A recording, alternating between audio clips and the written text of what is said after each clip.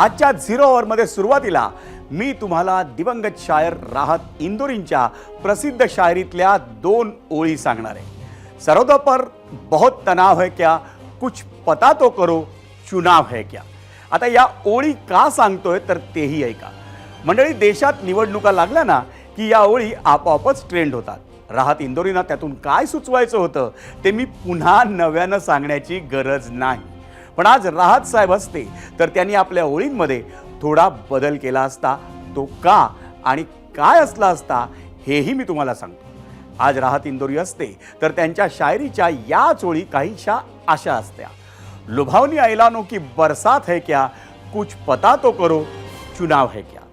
राहत इंदोरी यांनी त्या ओळी नव्यानं अशा का लिहिल्या असत्या तर त्याचंही कारण अगदी स्पष्ट आहे। गेल्या काही वर्षांचा ट्रेंड पाहिला तर ते कारणही लक्षात येतं। मंडळी, निवडणूक कोणतीही असो, पण अगदी आचारसंहिता लागण्याच्या काही तास आधीपर्यंत सत्ताधारी पक्षांकडून योजनांचा पाऊस पडताना दिसतोय। आता आपल्याच महाराष्ट्राचं ताजं उदाहरण घ्या ना। गेल्या 3 महिन्यात महाराष्ट्र सरकारनं केलेल्या काही घोषणा आणि योजनांचा आकडा पाहिला तर धक्काच बसावा। तुम्हाला आता 1 ऑक्टोबर पासूनचे आकडे सांगतो। गेल्या 14 दिवसांमध्ये झालेल्या राज्य मंत्रिमंडळाच्या 10 पेक्षा जास्त बैठकांमध्ये मिळून सरकारनं जवळपास 1300 शासन निर्णय घेतले।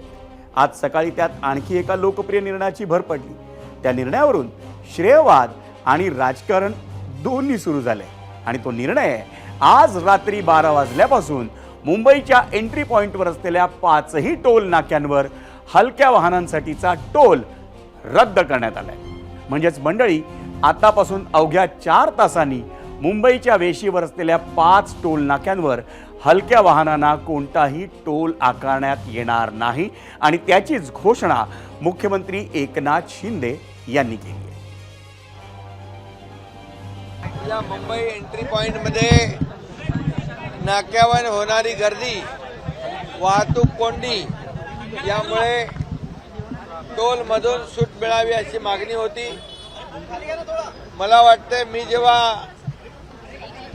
आमदार होतो त्यावेळेस मी या संदर्भामध्ये टोल माफीचं आंदोलनही केलं होतं, कोर्टातही गेलो होतो आणि मला समाधान आहे, आनंद आहे। हा निर्णय निवडणुकीपुरता नाही, हा निवडणूक परमनंट आहे। हा निर्णय परमनंट आहे। हा निर्णय कायम आहे। हा फक्त निवडणुकीपुरता नाही। मुख्यमंत्री एकनाथ शिंदे काय म्हणाले ते तुम्ही ऐकलत। हा निर्णय निवडणुकीसाठी नाही, हा निर्णय कायमसाठी आहे। पण 0 ओव्हरमध्ये पुढे जाण्याआधी आपण पाहूयात आपला आजचा पहिला प्रश्न काय आहे तो पोल सेंटर। आजचा प्रश्न आहे, मुंबईच्या 5 एंट्री टोलवर हलक्या वाहनांना टोल माफी। निर्णयाचा मुंबईसह आसपासच्या जिल्ह्यात महायुतीला विधानसभा निवडणुकीत फायदा होईल का? पर्याय अर्थातच 2 होते, होय आणि नाही।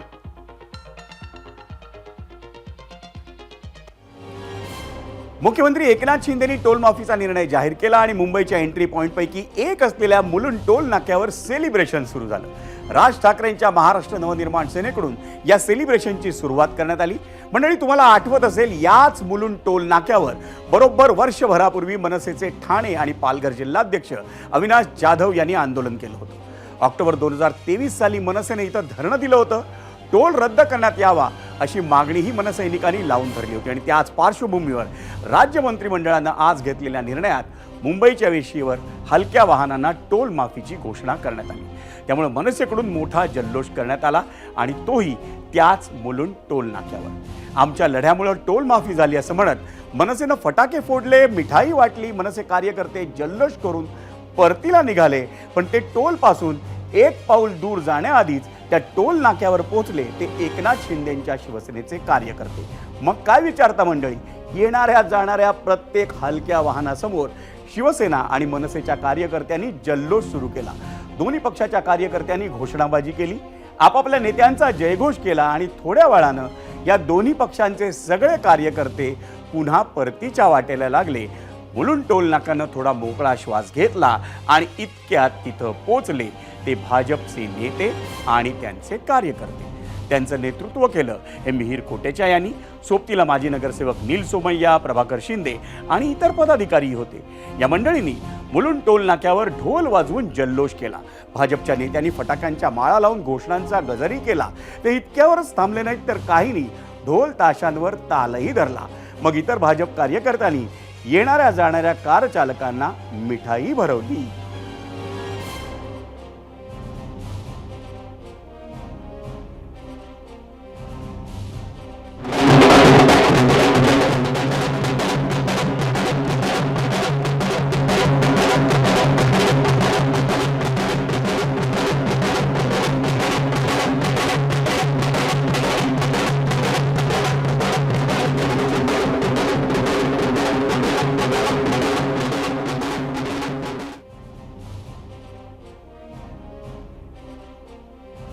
म्हणजे आगामी विधानसभा निवडणुकीच्या तोंडावर राज्य सरकारनं घेतलेल्या टोल माफीच्या निर्णयामुळे मुंबईच्या वेशीवरच्या टोल नाक्यांवरील वाहतूक कोंडी सुटण्यास मोठी मदत होणार आहे.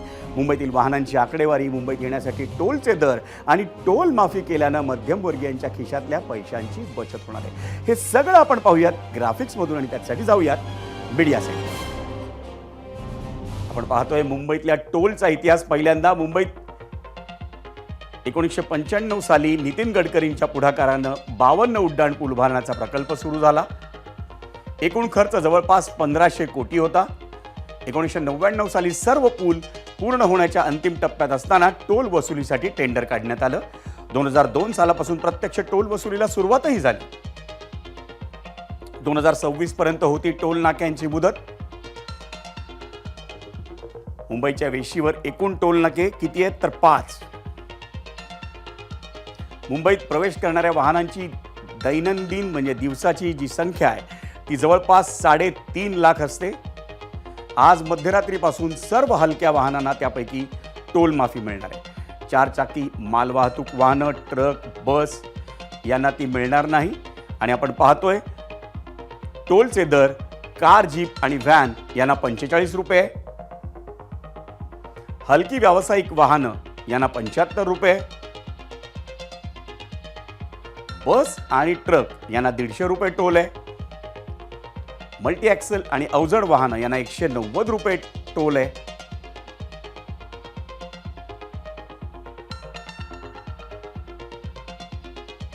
मुंबईतील टोल माफीचे काय फायदे तेही आपण पाहतोय. टोल नाक्यांवरील प्रचंड वाहतूक कोंडीतून सुटका होणार आहे आणि इंधनाचीही बचत होणार आहे. सकाळ संध्याकाळ ट्रॅफिकच्या वेळेला टोल नाक्यांवर अर्धा ते पाऊण तास वाया जायचा तो आता वेळ वाचणार आहे. टोल नाका परिसरातील वायू आणि ध्वनी प्रदूषण देखील आता कमी होणार आहे. टोल नाका परिसरात राहणाऱ्यांना हॉर्नचा त्रास होणार नाही.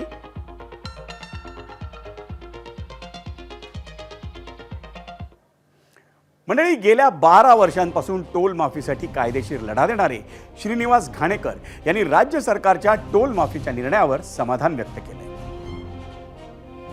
खूप मोठ्या प्रमाणावरती शासनाच्या तिजोरीवरती याचा परिणाम होऊ शकतो. 11,840 कोटी रुपये 2027 पर्यंत टोल वसुली होणार होती. आत्ता 2024 ऑक्टोबर चालू आहे, म्हणजे अजून जवळपास 3 वर्ष त्यांना टोल वसुली करायची होती. 8,000 कोटी जवळपास त्यांना अजून टोल वसुली करायची आहे. त्यामुळे ह्याच्या काही मोठ्या प्रमाणामध्ये टोल वसुलीच्या अगेन्स्ट त्यांना भरपाई द्यावी लागेल असं दिसतंय. आता प्रत्यक्ष फिगर आल्या की समजेल किती येत होते. नागरिकांच्या दृष्टीने समाधानी आहे, परंतु जर टोल अभ्यासक म्हणून जर कधी घेतला किंवा आर्थिक परिस्थितीशी निगडीत असलेल्या गोष्टी जर कधी आपण विचारात घेतल्या तर मात्र थोडासा डिसअपॉइंटेड निर्णय असा वाटतो.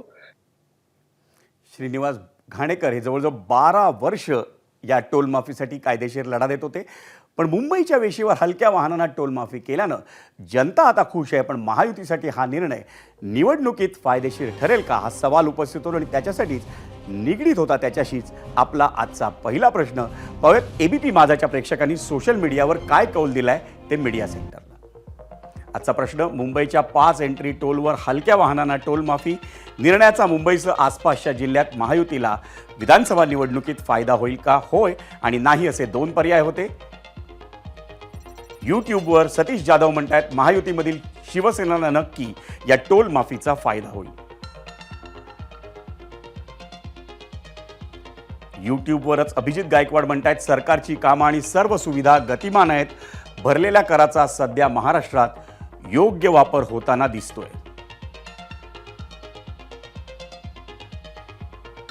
यूट्यूबवरच गणेश शेजवळ म्हणतायत जे वीज बिल 300 ते 400 रुपये येत होतं ते बिल आता 900 ते 1000 रुपये येत आहे. सामान्यांसाठी वीज बिल, ट्रेन आणि बसचा प्रवास मोफत करा. यूट्यूबवरच किशोर हनुवटे म्हणतायत फक्त उद्धव बाळासाहेब ठाकरे, जय महाराष्ट्र साहेब, फक्त मशाल. फेसबुकवर जयराज सिंह परिहार म्हणतायत घोषणांचा पाऊस पाडून निवडणुकीला सामोरं जाण्यापेक्षा काम करून जनतेपुढे जाणं कधीही चांगलं हे जनता जाणते.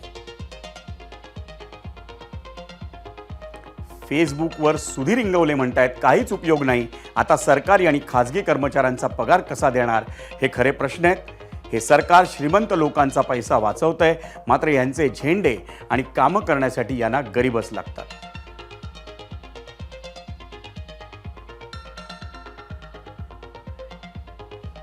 मंडळी, महाराष्ट्राच्या प्रतिक्रिया ऐकल्यानंतर आता वेळ झाली आहे विश्लेषणाची आणि त्याच्यासाठी जाऊयात गेस्ट सेंटरला. आणि तिथे आपल्या सोबत आहेत काँग्रेसचे मुंबई काँग्रेसचे माजी अध्यक्ष भाई जगताप. भाई, स्वागत आहे आपलं एबीपी माझाच्या या खास कार्यक्रमात ज्याचं नाव आहे झिरोवर.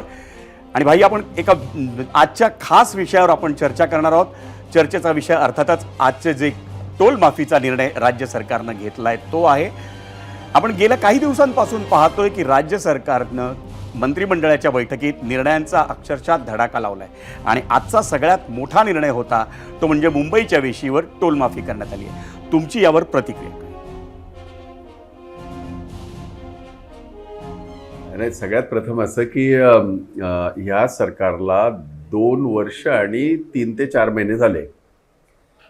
या 2 वर्षाच्या कालावधीमध्ये जे निर्णय झाले नाही कुठले ते आता ह्या 1.5-2 महिन्यामध्ये होत आहेत. म्हणजे ज्या आपल्याला अपेक्षा असते, साधारण आपल्या परंपरा आहेत तशा की एकदा आठवड्यातनं एकदा हे असते, कॅबिनेट असते. अलीकडे ह्या गेल्या महिनाभरामध्ये कॅबिनेट 2दा-3दा अशा होऊ लागल्या आणि त्याच्यामध्ये निर्णय घेण्यात आले, बरेच निर्णय घेण्यात आले. त्यातला हा टोल नाक्याचा जो निर्णय घेतला त्याचं स्वागतच करू. म्हणजे हा त्यांनी घेतला अचानक अशातला विषय नाही. हा निर्णय या अगोदर सुद्धा झाला होता, तो सरसकट नव्हता झाला. आपल्याला माहिती असेल की काँग्रेसचं राज्य असताना पनवेलचं जे टोल नाका आहे, कोल्हापूर रोडला गेलात आपण तर तिथे अनेक टोल नाके, तिथे लहान ह्या वाहनांना नाही आहे टॅक्स, नाहीच आहे. फक्त मोठ्या वाहनांना फक्त टॅक्स आहे.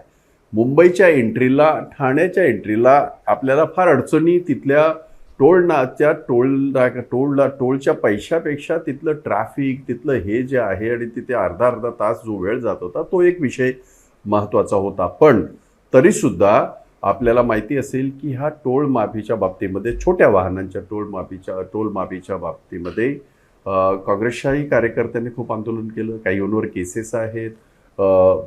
याच्यामध्ये मला तो उल्लेख करावासा वाटेल की राज ठाकरे स्वतः याच्यामध्ये उतरले होते.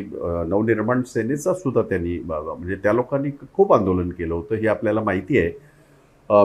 म्हणून याचा मी स्वागत करेन ह्या निर्णयाचं. आता अडचण अशी आहे विजयराव, तुम्हाला माहिती आहे की आपण सिनियर आहात पत्रकार. कित्येक वेळेला निवडणूक जवळ असल्याच्या नंतर असे काही लोक लभावणे घेतलेले निर्णय, हे निर्णय कित्येक वेळेला टिकत नाहीत. भाई, तुम्ही ज्याचा खिलाडू वृत्तीने उल्लेख केला त्या मनसेचे ठाणे आणि पालघरमधले जिल्हाध्यक्ष अविनाश जाधव हे सुद्धा आपल्या समवेत आता झिरो ओव्हरमध्ये आपल्या समवेत आहेत. अविनाशजी, आपलं स्वागत. मी तुमच्याकडे येतोच, पण भाई मला तुम्हाला दुसरा प्रश्न आहे. मुंबईकरांना दिलेल्या या टोल माफीचा महायुतीला आगामी विधानसभा निवडणुकीत फायदा होईल का?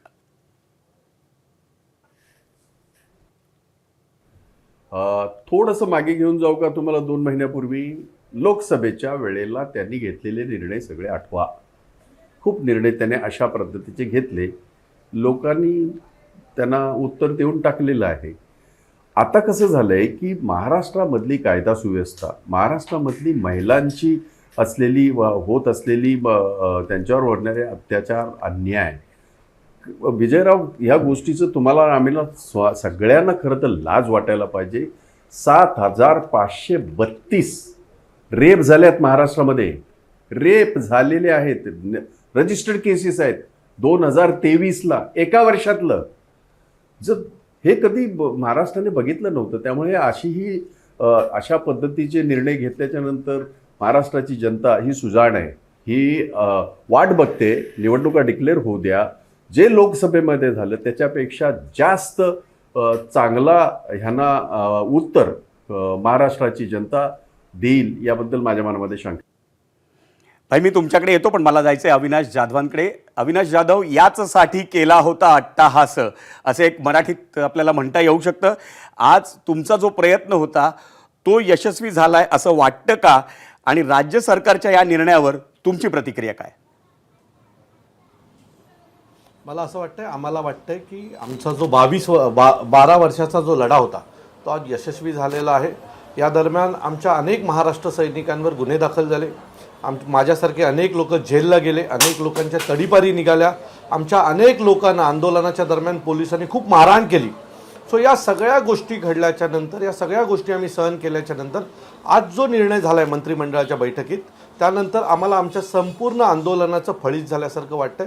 मागील 12 वर्ष सन्माननीय राजसाहेब या गोष्टीचा पाठपुरावा करतात. राजसाहेब अनेक वेळेला स्वतः टोल नाक्यावर उतरले आणि टोल नाक्यावर जी काही ट्रॅफिक होती ती सन्माननीय राजसाहेबांनी सोडवली होती. आमच्या अनेक महाराष्ट्र सैनिकांवर विविध प्रकारचे आरोप झाले, पण आम्ही थांबलो नाही. आम्ही हा लढा पुढे नेत गेला. आधी देखील 67 टोल नाके हे महाराष्ट्र नवनिर्माण सेनेच्या आंदोलनानंतर बंद झाले. मुंबई एंट्री पॉईंट खूप महत्त्वाचा होता, कारण संपूर्ण महाराष्ट्रातल्या लोकांना मुंबईमध्ये येताना आणि जाताना 40 रुपये येताना आणि 40 रुपये जाताना 80 रुपयाचा टोल भरावा लागत होता. आमच्या आंदोलनानंतर असेल, आम्ही केलेली आंदोलनं असेल, मी स्वतः एक 8-9 महिन्यापूर्वी उपोषणाला बसलो होतो या टोलच्या विरोधात. या सगळ्यानंतर एक आनंद आहे की माझी महाराष्ट्रातली जनता आज या टोलच्या जाचातनं मुक्त झालेली आहे आणि आम्हाला खात्री आहे की नजीकच्या काळामध्ये महाराष्ट्रातले उर्वरित टोल देखील बंद होतील आणि छोटी वाहनं जी सर्वसामान्य घरातील लोकांचा वापर होतो सगळ्यात जास्त प्रमाणात, त्यांना यातनं कायमस्वरूपी मुक्ती मिळेल ह्या टोलमधून. सो आमच्यासाठी आजचा दिवस अतिशय आनंदाचा आहे, उत्साहाचा आहे, कारण आम्ही माझ्यावर 16 गुन्हे दाखल झाले, आज ते सगळे 16 गुन्हे फलित झाल्याचा आनंद मला मिळाला असं मला वाटतंय. भाई, मी तुमच्याकडे पुन्हा येईन, पण मला पुन्हा एकदा अविनाश जाधवांनाच प्रश्न विचारायचा, आणि खास करून आजचा जो निर्णय आहे तो अगदी विधानसभा निवडणुकीच्या तोंडावर आलाय, त्यामुळे या निर्णयाचा फायदा महायुतीला होईल का? आणि दुसरी गोष्ट, राज ठाकरेंनी कालच्या मेळाव्यात स्पष्ट केलं होतं की ना युती ना आघाडी, याचा अर्थ मनसे स्वबळावर लढणार आहे. मनसेला याचा फायदा मिळवण्यासाठी तुम्ही काय करणार या निर्णयाचा? मी तुम्हाला पुन्हा सांगतो, युतीला याचा फायदा होईल का, आघाडीला फायदा होईल का, आम्हाला काही घेणं देणं नाही. महाराष्ट्रातल्या जनतेला ह्याचा फायदा झाला ना, हे आमच्यासाठी अतिशय महत्त्वाचं आहे. आज मुंबईकडून ठाण्याला जाताना, ठाण्यावरनं येताना मुंबईवरून ठाण्याला येताना जो लोकांना त्रास व्हायचा, ट्रॅफिकमध्ये उभं राहायला लागायचं, इंधनाची वाट लागायची, अनेक वेळेला लोकांची त्या टोल नाक्यावरनं फास्ट ट्रॅक चालत नाही म्हणून भांडणं व्हायची, या सगळ्यातून आमचा ठाणेकर मुंबईकर मुक्त झाला याचा आम्हाला आनंद आहे आणि त्यांना याचा फायदा झाला. त्यामुळे कोणाला फायदा होईल याचा आम्हाला काही घेणं देणं नाही. आणि मनसेला याचा फायदा होईल का, तर महाराष्ट्र नवनिर्माण सेना कुठलंच आंदोलन हे फायदा किंवा नुकसान बघून करत नाही. खरं तर या टोलच्या आंदोलनाचं आम्हाला नुकसान झालं 2014च्या निवडणुकीमध्ये, आमचा अपप्रचार झाला, पण आम्ही थांबलो नाही. आम्ही त्यावेळेलाही फायदा आणि नुकसानाचा विचार केला नाही, आम्ही लढत राहिलो आणि त्या लढाईला 12 वर्षांनी यश आलंय. सो महाराष्ट्रातली जनता सुजाण आहे. आज ज्या वेळेला मी टोल नाक्यावर लाडू वाटत होतो तर अनेक गाड्या येऊन थांबत होत्या आणि सांगत होत्या की राजसाहेबांना धन्यवाद सांगा, असं अनेक गाडी मालक आम्हाला सांगत होते. त्यात ओला उबेरचे ड्रायव्हर होते आणि मर्सडीजमधनं जाणारी पण लोक होती. सो सर्व प्रकारच्या लोकांना माहिती आहे की यासाठी सन्माननीय राजसाहेबांनी 12 वर्षाची तपश्चर्या केली. महाराष्ट्र सैनिकांनी 12 वर्ष या गोष्टीचा पाठपुरावा केला. अविनाशजी, थोडंसं तुम्हाला थोडंसं थांबवतो. प्रश्न तुमच्यासाठीच आहे. ज्याचा उल्लेख ओला चालक असतील, उबेर चालक असतील किंवा सर्वसामान्य नागरिक असतील जे वाहनांमधून प्रवास करत होते, त्यांनी ज्या नेत्याचा तुमचा उल्लेख केला त्यांनी शाबासकीची थाप दिली आहे की नाही? फोनवर बोलणं झालं? हो, माझं सन्माननीय राजसाहेबांशी सकाळीच बोलणं झालं. त्यांनी सर्व महाराष्ट्र सैनिकांना चं अभिनंदन केलं आणि सन्माननीय राजसाहेबांनी सांगितलं, लक्ष ठेवा की हे लोक व्यवस्थित ही जी काही अंमलबजावणी झाली आहे ती व्यवस्थित पार पडते की नाही याच्यावर सर्व महाराष्ट्र सैनिकांना सन्माननीय राजसाहेबांनी लक्ष ठेवायला सांगितलेलं आहे. खरं तर आम्ही सगळ्यांनी सन्माननीय राजसाहेबांचा नागरिक सत्कार केला पाहिजे. आज ठाण्यातले अनेक ठाणेकर माझ्याकडे आले होते आणि ते म्हणत होते की आम्हाला सन्माननीय राज ठाकरेंचा नागरिक सत्कार करायचा आहे की आज 22 वर्षांनी आम्ही या जाचातनं बाहेर निघालो आहे टोलच्या. सो मला असं वाटतं नजीकच्या काळामध्ये आमचे ठाणेकर सन्माननीय राजसाहेबांचा एक नागरिक सत्कार देखील ठाण्यामध्ये घेणार आहेत. त्यामुळे राजसाहेबांचं माझं बोलणं झालं. सर्व महाराष्ट्र सैनिकांचं त्यांनी अभिनंदन केलं आणि सगळ्यांना ह्या सगळी प्रक्रिया व्यवस्थित पार पडते की नाही, लोकांना पुन्हा हे लोक त्रास देत नाही आहेत ना याच्यावर लक्ष ठेवायला सन्माननीय राजसाहेबांनी आम्हाला सांगितलेलं आहे. एक मोठी बातमी दिली आहे, कदाचित ठाण्यात राज ठाकरेंचा नागरी सत्कार होऊ शकतो. भाई तुमच्याकडे येतो पुन्हा एकदा. या सगळ्या महायुतीचे आत्ता जे निर्णय घोषित चालले आहेत, प्रत्येक सरकारकडनं वेगवेगळे निर्णय आहेत. आज त्याच्यात टोलमाफी झाला. आता या निर्णयानंतर महाविकास आघाडीकडनं तुम्ही वेगळं काय आश्वासन द्याल नागरिकांना, कारण विधानसभेच्या निवडणुका थोड्याच दिवसात आहेत. नाही, मी आपल्याला सांगू इच्छितो, मी एकटा असं नाही. महाविकास आघाडीमध्ये आमचे अनेक घटक पक्ष आहेत आणि त्याच्यामध्ये आमचा मॅनिफेस्टो आम्ही मुंबईकरांना काय देऊ इच्छितो, मुंबईचे प्रश्न असतील, महाराष्ट्राचे प्रश्न असतील, महाराष्ट्रातल्या शेतकऱ्यांसाठी, महाराष्ट्राच्या कष्टकऱ्यांसाठी, कामगारांसाठी. माझं आयुष्य 38 वर्ष मी कामगार क्षेत्रामध्ये काढलेली आहेत.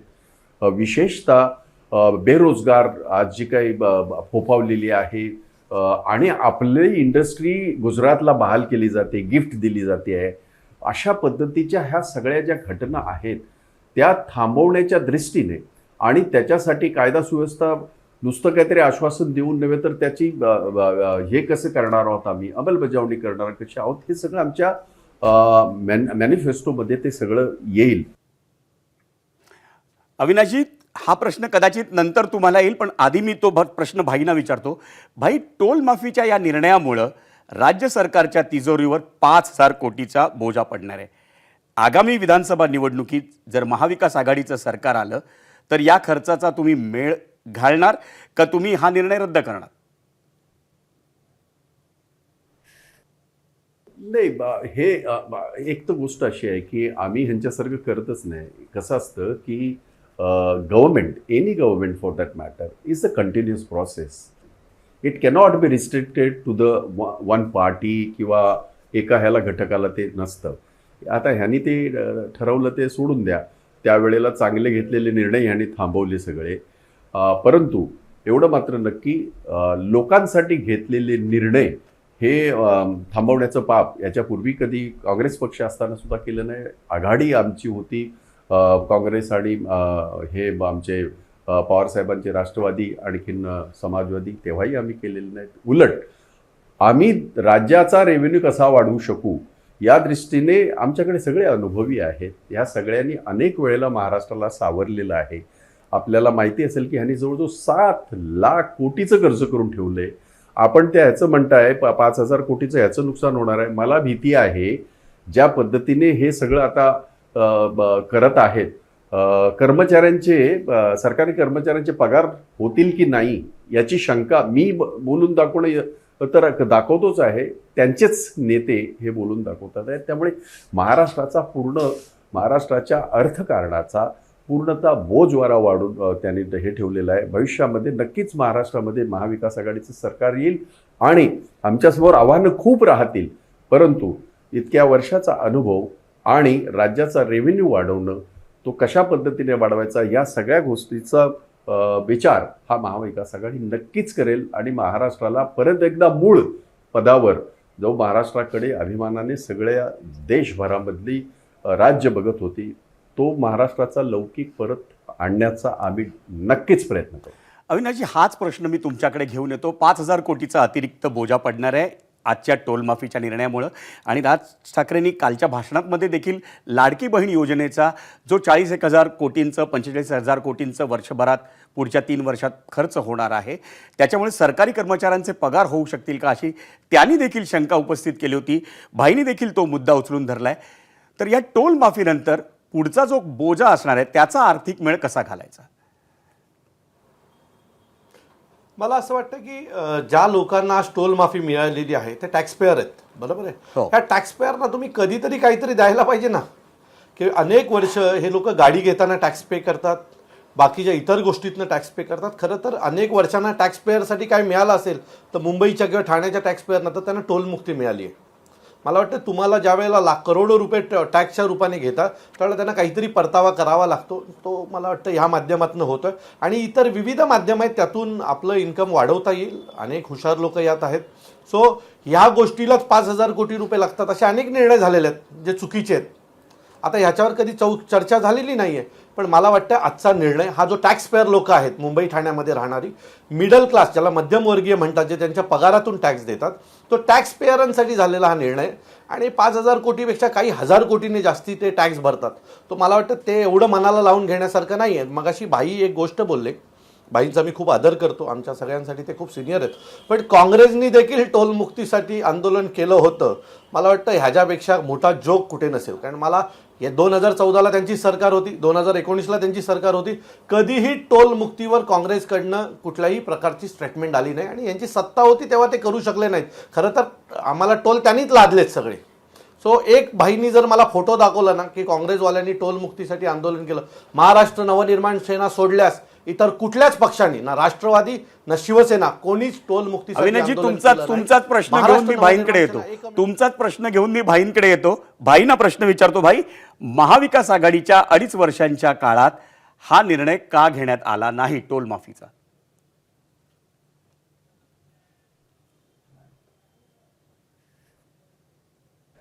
नाही, एक आपण लक्षात घ्या, हे फार चांगला प्रश्न आहे विजयराव तुम्ही, आणि तुम्ही सगळे मीडियामध्ये आयुष्य काढलेली मंडळी आहात.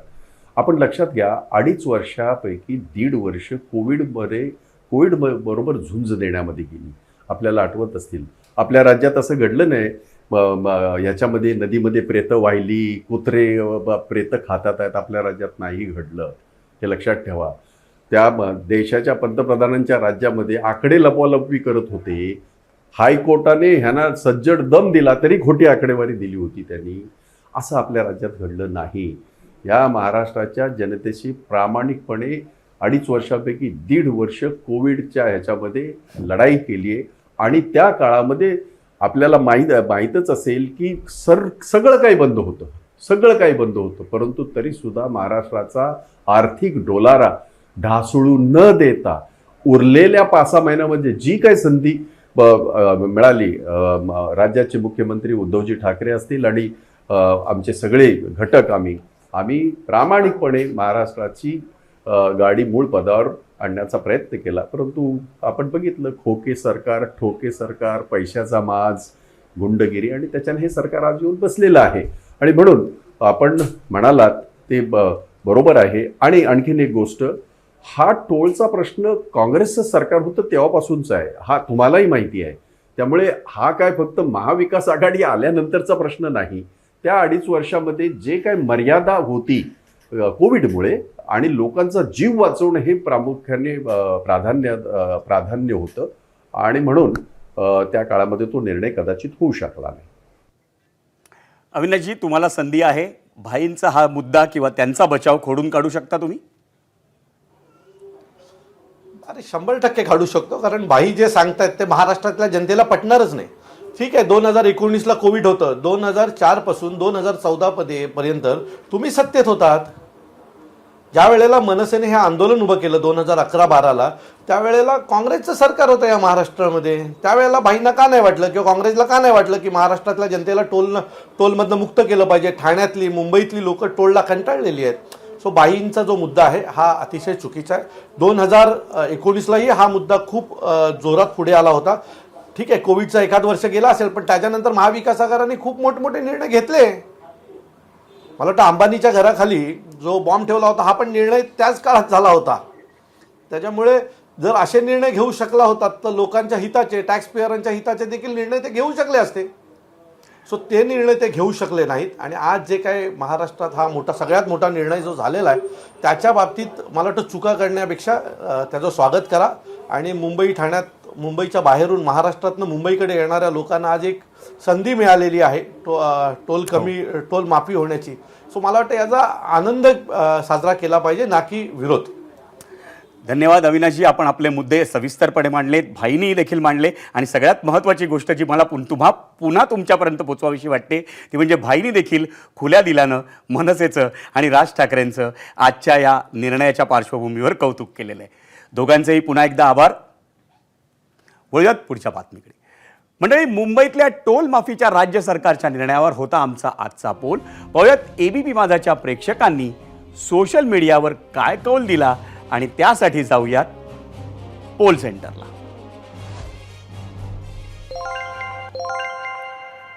मुंबईच्या 5 एंट्री टोलवर हलक्या वाहनांना टोल माफी निर्णयाचा मुंबईसह आसपासच्या जिल्ह्यात महायुतीला विधानसभा निवडणुकीत फायदा होईल का?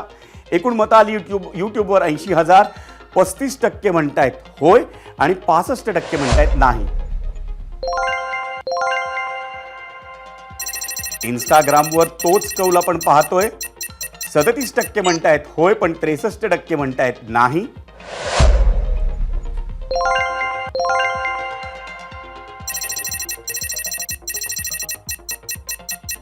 इंस्टाग्रामवर होय म्हणतायत 65% आणि 35% म्हणतायत नाही. फेसबुकवरचा कौल आपण पाहतोय. 30% म्हणतायत होय आणि 70% म्हणतायत नाही. मंडळी, 0 आवरच्या दुसऱ्या भागात आपण चर्चा आणि विश्लेषण करणार आहोत अंडरवर्ल्डच्या आधुनिक व्हर्जनची. आणि त्याला कारण ठरले आहे काँग्रेसचे माजी आमदार आणि अजित पवारांच्या राष्ट्रवादी काँग्रेसचे नेते बाबा सिद्दीकी यांची हत्या. त्याआधी थोडं मागे जाऊयात. तुम्हाला सिद्धू मुसेवाला आठवतोय का? अवघ्या 28 वर्षांचा पंजाबी रॅपर, ज्याची 29 मे 2022 रोजी हत्या झाली होती. बाईकवर आलेल्या मारेकरांनी त्याच्यावर अंधाधुंद फायरिंग केली. त्याला 24 गोळ्या लागल्या. त्यात सिद्धूचा जागीच मृत्यू झाला. यावेळी शूटर्समध्ये काही जण पुण्यातले होते. तळेगाव दाभाडेतला सौरव महांकाळ, शार्प शूटर संतोष जाधव, सूर्यवंशी अशी नावं पुढे आली होती. आणि त्यातला 23 वर्षीय संतोष मंचरचा आहे. नंतर गुजरातमधून त्यातल्या काहींना ताब्यातही घेण्यात आलं. हाच पॅटर्न, तीच गँग पुन्हा एकदा समोर आली आहे. आणि त्याला कारण राष्ट्रवादी काँग्रेसचे नेते बाबा सिद्दीकींची हत्या आणि त्यातलं पुणे कनेक्शन. ज्या पद्धतीनं सिद्धू मुसेवालाच्या हत्याकांडात पुणे कनेक्शन उघड झालं होतं, तसंच आत्ताही होतंय. शनिवारी रात्री घटना घडली. पोलिसांनी आत्तापर्यंत 2 शूटर्सना बेड्याही ठोकल्या आहेत. 3रा शूटर मात्र फरार आहे. त्याची कोठडीही मिळाली आहे. फक्त इतकंच नाही तर या संपूर्ण प्रकरणात प्रत्येक तासाला नवनवीन गौप्यस्फोट होत आहेत. रविवारी म्हणजे काल हत्याकांडाची जबाबदारी ही लॉरेन्स बिश्नोई गँगनं घेतली. इकडे तपास मुंबईतून व्हाया कुर्ला पुण्यापर्यंत पोहोचला. इतकंच नाही तर हे कनेक्शन विदर्भातही पोचलंय. याचा अर्थ बिश्नोई गँगनं महाराष्ट्रात आपलं तगडं नेटवर्क तयार केलंय, ज्याचा केंद्रबिंदू आहे आपलं पुणे. इकडे तपास सुरू होता आणि तिकडे आरोपांच्या फैरीही सुरू होत्या. आणि आघाडीवर होते ठाकरेंच्या शिवसेनेचे खासदार संजय राऊत. सुरुवातीला ऐकूयात त्यांनी काय आरोप केले. बाबा सिद्दीकी हे जनमानसातलं एक महत्त्वाचं व्यक्तिमत्व होतं. अशा व्यक्तीची हत्या होते पोलीस बंदोबस्त असताना. 2-2, 3-3 सिंघम या राज्याच्या मंत्रिमंडळात असताना त्यांची हत्या होते. आणि शिंदेच म्हणाले होते ना मुख्यमंत्री, या मुंबईमध्ये कोणतं लॉरेन्स बिश्नोई गँग काय चालणार नाही, मी बघून घेईन. मग बघून घ्या ना. खरं म्हणजे अजित पवारांनी मुख्यमंत्र्यांचा राजीनामा मागायला पाहिजे. त्यांच्या एका जवळच्या सहकार्याची हत्या झाली आणि या राज्याची कायदा सुव्यवस्था ही कोलमडून पडली आहे. आणि त्याच मंत्रिमंडळात तुम्ही बसताय. त्याच मंत्रिमंडळात देवेंद्र फडणवीस गृहमंत्री आहेत. काय करताय का तुम्ही लोक? सामान्य माणसाला घराबाहेर पडायला भीती वाटते. कधी कुठून गोळी चालेल आणि कधी कुठून कोयत्याचे हल्ले होतील मुंबई पुण्यात, याचा भरोसा नाही. आणि ह्या सगळ्या गुंडांचा वापर देवेंद्र फडणवीस आणि एकनाथ शिंदे हे राजकारणासाठी करतायत. एकनाथ शिंदेने तर गुंडांच्या टोळ्यात पोचलेल्या आहेत पोलीस खात्यात आणि बाहेर. लोकसभेत त्यांचा वापर झाला आणि विधानसभेत सुद्धा होईल. मंडळी, आता 0 आवरमध्ये आणखी पुढे जाण्याआधी आपण पाहूयात आजचा आम्ही प्रेक्षकांना विचारलेला दुसरा प्रश्न कोणता होता पोल सेंटरला. आजचा दुसरा प्रश्न होता बाबा सिद्दीकी हत्येत बिश्नोई गँगचं पुणे कनेक्शन समोर, त्यावरून होणाऱ्या राजकारणामुळं तपासाचा मुद्दा बाजूला पडेल का, होय आणि नाही असे 2 पर्याय आम्ही आपल्याला दिलेले होते.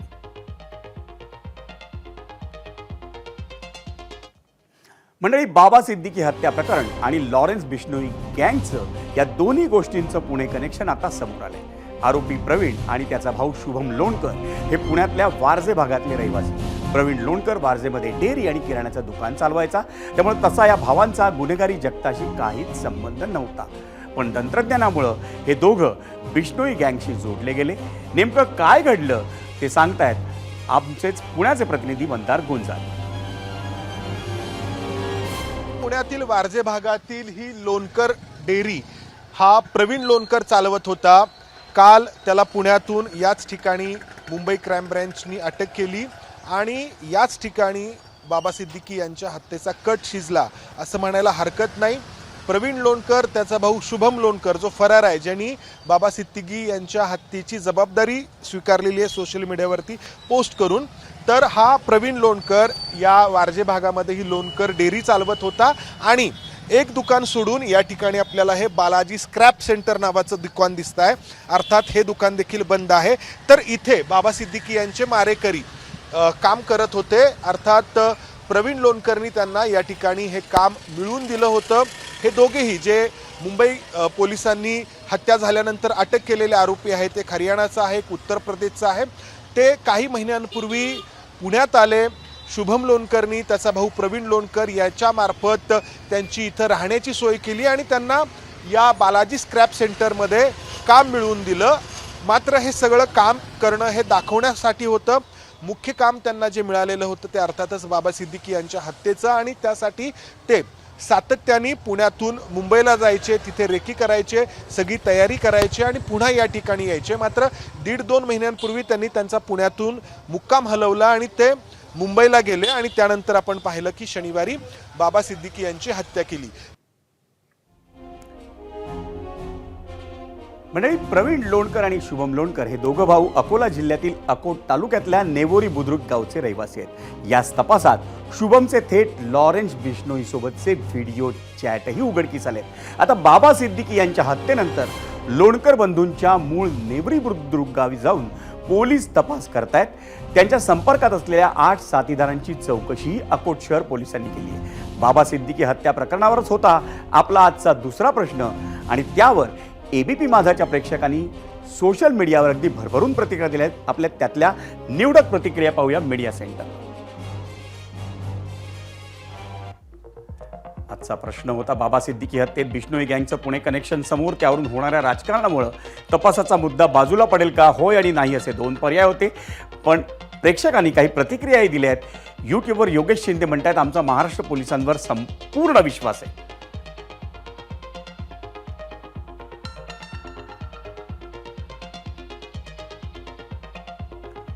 फेसबुकवर दर्शन सावे म्हणतायत सगळी बॉलिवूड गँग संपवली तरी चालेल.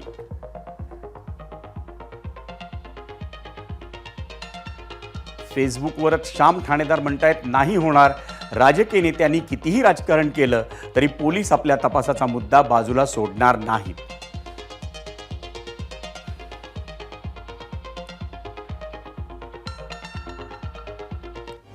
मंडळी, राजकारण ही अशी गोष्ट आहे जी समाजाच्या कुठल्याही स्तरात किंवा घटनेत शिरू शकते. बाबा सिद्दीकी हत्या प्रकरण आणि त्यात लॉरेन्स बिश्नोई गँगचा संभाव्य हात, यावरूनही आता जोरदार राजकारण सुरू झालंय आणि त्याच्याशीच निगडीत होता झिरोवरचा आपला दुसरा प्रश्न. तो पाहण्यासाठी जाऊयात पोल सेंटरला. बाबा सिद्दीकी हत्येत बिश्नोई गँगचं पुणे कनेक्शन समोर, त्यावरून होणाऱ्या राजकारणामुळे तपासाचा मुद्दा बाजूला पडेल का? यूट्यूबवर मतं आलीत 17,000. 87% नागरिकांनी, प्रेक्षकांनी उत्तर दिले होय, तर 13% म्हणतायत नाही. त्याच प्रश्नावर एक्सवर आलेला कौल आपण पाहतोय. 73% प्रेक्षक म्हणतायत होय आणि 27% म्हणतायत नाही. इंस्टाग्रामवरचा पोल आपण पाहतोय. 83% प्रेक्षक म्हणतायत होय आणि 17% म्हणतायत नाही. फेसबुकवरचा कौल आपण पाहतोय.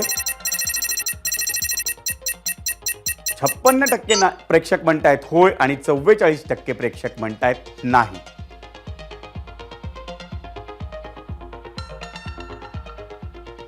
मंडळी, बॉलिवूड आणि अंडरवर्ल्ड किंवा राजकारण आणि अंडरवर्ल्ड यांच्यामधल्या संबंधांची चर्चा गेल्या अनेक दशकांपासून सुरू आहे.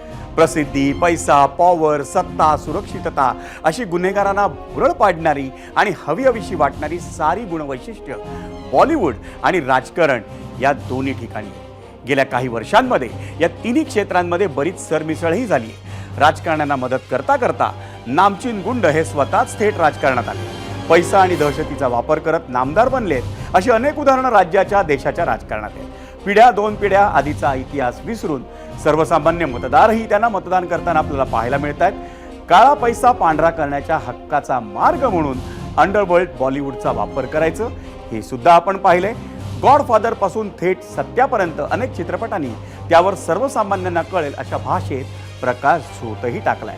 बऱ्याचदा अंडरवर्ल्डचं चित्रण हे भपकेबाज पद्धतीनं केलं जातं, तर कुख्यात डॉनला रॉबिनहूड सारखा दाखवून त्याचं उदात्तीकरण करत त्या गुन्हेगाराची प्रतिमा ही लार्जर दॅन लाईफ दाखवण्यात येते. कधी हाजी मस्तान तर कधी करीम लाला, कधी दाऊद तर कधी छोटा राजन, कधी छोटा शकील तर कधी अबू सालेम तर कधी लॉरेन्स बिश्नोई. हा सिलसिला मंडळी सुरूच आहे. त्या इमेजच्या मोहात पडून गुन्हेगारीचा हा मार्ग निवडण्यात काही मराठी नावही आता पुढे येत आहेत आणि समोर दिसत आहेत. ही चिंतेची बाब आहे. साबरमतीच्या काठावरून शांततेचा, अहिंसेचा नाद जगभरात घुमायचा. त्याच साबरमतीच्या जेलमधून आज हिंसेचा प्रतिध्वनी ऐकू येत असेल तर ती त्याहूनही जास्त चिंतेची बाब म्हणावी लागेल. आणि आता बातमी आहे 0 अवरच्या इम्पॅक्टची. मंडळी, पॅरिस ऑलिम्पिक मधला भारताचा कांस्य पदक विजेता नेमबाज स्वप्नील कुसाळेचा अखेर राज्य सरकारच्या वतीनं आज सह्याद्री अतिथीगृहात गौरव करण्यात आला. राज्य सरकारच्या वतीनं स्वप्नील कुसाळेला 2 कोटी रुपयांचं तर त्याची प्रशिक्षक दीपाली देशपांडेला 20 लाख रुपयांचं इनाम देऊन त्यांना शाबासकी देण्यात आली. पण या गौरव सोहळ्यासाठी नेमबाज स्वप्नील कुसाळे आणि त्याची प्रशिक्षक दीपाली देशपांडे यांना तब्बल 2 महिन्यांहून अधिक काळ प्रतीक्षा करावी लागली. ही बाब दुर्दैवी आहे. एबीपी माझानं 0 अवर या कार्यक्रमात त्याविरोधात आवाज उठवला होता, कारण पैलवान खाशाबा जाधव यांच्यानंतर तब्बल 72 वर्षांनी महाराष्ट्राला ऑलिम्पिक पदक मिळवून देणारा स्वप्नील कुसाळे हा पहिला खेळाडू आहे.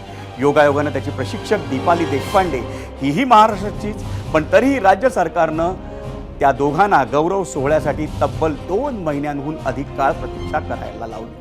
अखेर विधानसभा निवडणुकीची आचारसंहिता लागण्याआधी राज्य सरकारनं स्वप्नील कुसाळे, दीपाली देशपांडे यांच्यासह पॅरालिम्पिक कांस्य विजेता सचिन खिलारी आणि बुद्धिबळपटू विदित गुजराती, दिव्या देशमुख आणि प्रशिक्षक अभिजित कुंटे यांचाही आज गौरव केला. एबीपी माझा, उघडा डोळे बघा नीट.